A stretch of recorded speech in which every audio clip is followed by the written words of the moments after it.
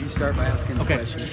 What was maybe one or two of your biggest takeaways from that tournament? And obviously 3 games in 4 days, so saw a little bit of everything. I think the win against Dayton was big because we got in the big boy bracket. You know, we had a chance to compete against UCLA and Virginia Tech, and we knew those were going to be high-quality games. The disappointing part is you go 1 and 2. I think what I learned from Virginia Tech was, you know, we really let our offense affect our defense. We were fine.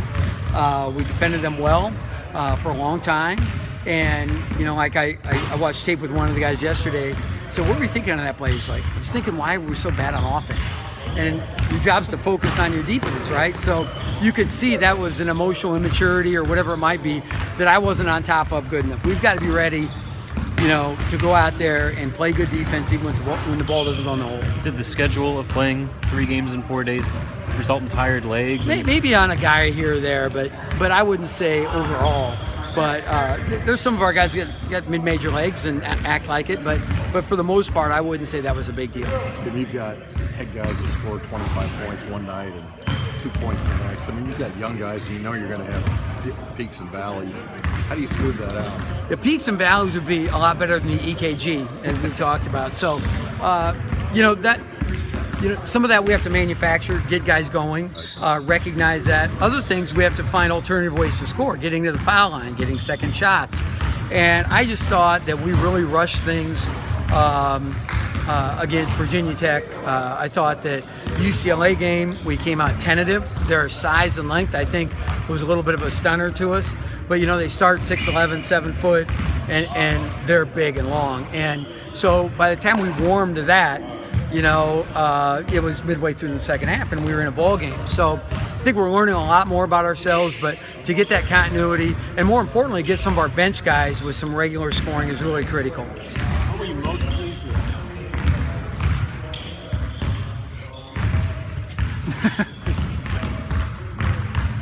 I loved it when my wife took my kids to Disneyland. I got to watch tape.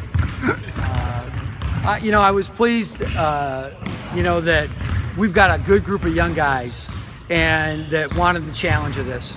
We've put them up against probably one of the more daunting schedules that Nebraska's ever going to see, and they're not going to flinch. They're going to go out every day. I would expect a heck of a game against Clemson.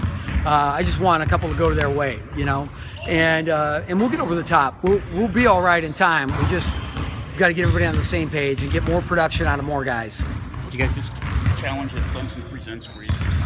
Well, Blassingale Jared Blass is a great player, an NBA talent type player. He's really can do a lot of different things. He's not shot the 3 as well this year as he has in the past, but we're hoping that continues. So, and then they've got good athleticism, strong guards. They're only about 60, but they're a really solid 6. And then Brad, I've known Brad Brownell for a long time. And he's an excellent coach. He puts his guys in the right spot. They'll play a lot of strong man-to-man, might throw some 1-3-1 or 2-3 at you, press you if they need to get things going. I would expect we'll see a variety of things out of them defensively, but I also expect a tough-minded team that executes well. Kind of a cross between Virginia Tech and UCLA. Not quite UCLA, maybe similar, even better than Virginia Tech. I feel like your guys have got their feet back on the ground after traveling now. We had a nice pace to practice today. Defensively, we were a little slow because we didn't do any walkthrough or anything, so we missed a few actions. We'll clean that tomorrow up. We'll clean that up tomorrow and shoot around.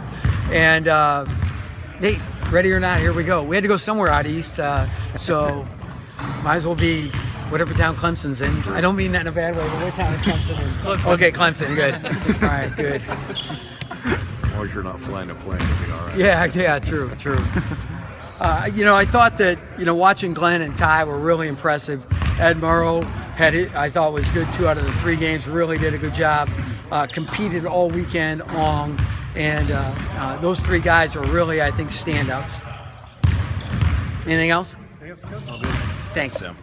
Yep.